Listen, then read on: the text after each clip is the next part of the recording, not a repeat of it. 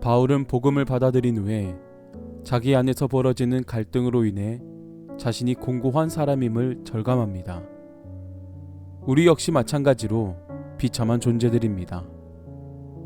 바울은 비참한 상황에서 어떻게 자유와 구원을 얻을 수 있을까? 그것을 묵상하다가 그리스도를 통한 하나님의 은혜를 발견합니다. 사도 바울은 두 가지를 고백합니다. 하나는 나는 공고한 사람입니다 라는 것이고, 또 다른 하나는 이 사망의 몸에서 누가 나를 건져 구원해 줄 수 있습니까? 라는 고백입니다. 이 두 가지 고백으로 사도 바울은 하나님께 도움의 손길을 청하게 됩니다. 이제는 모든 것이 조금씩 확실해집니다. 마음으로는 하나님의 법을, 육신으로는 죄의 법을 섬기는 자신의 영적 실상이 조금씩 드러나는 것입니다.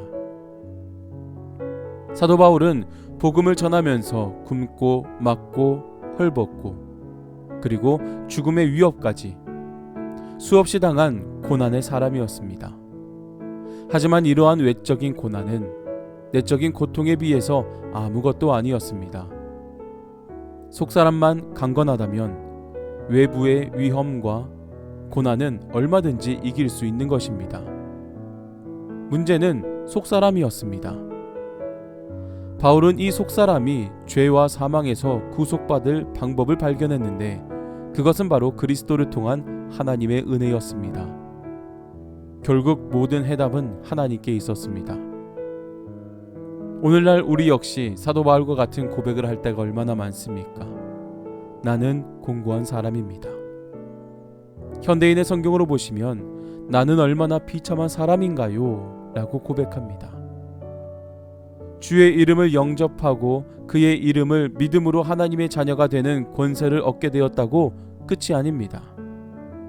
하나님의 자녀가 되는 권세를 얻고 믿음을 소유하자 내가 얼마나 비참한 자인지를 보게 됩니다. 이러한 자기 자신의 모습을 보니 괴롭습니다. 그러나 이것이 은혜입니다.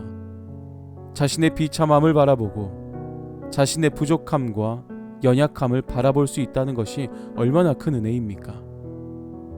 그러나 이러한 고백에서 한 걸음 더 나아가 사도 바울처럼 이 모든 것을 해결할 수 있는 해답을 찾고자 해야 합니다. 우리 역시 분명히 죄인입니다.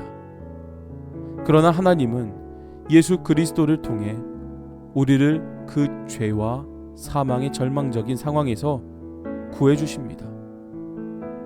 우리도 사도 바울처럼 진리에 대한 깨달음과 하나님께 대한 감사로 내적 갈등을 정리할 수 있습니다.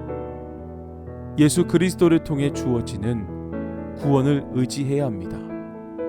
이것이 바로 오늘날 우리가 반드시 승리해야 할 그 승리의 비결입니다.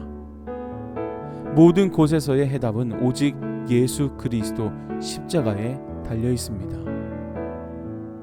지금 여러분들을 건져주실 수 있는 분은 오직 하나님 한 분뿐입니다.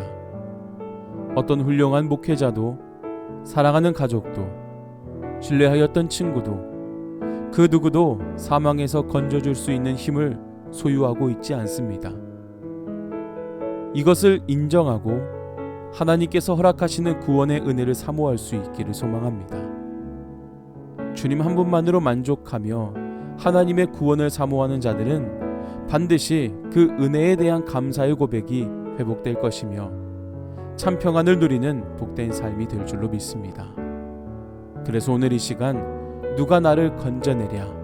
라는 질문에 자신 있게 그리고 진실되게 하나님만이 나를 건져주실 수 있습니다 라는 그 거룩한 고백이 오늘 여러분들 가운데에 간절히 나타날 수 있기를 주님의 이름으로 간절히 축복합니다.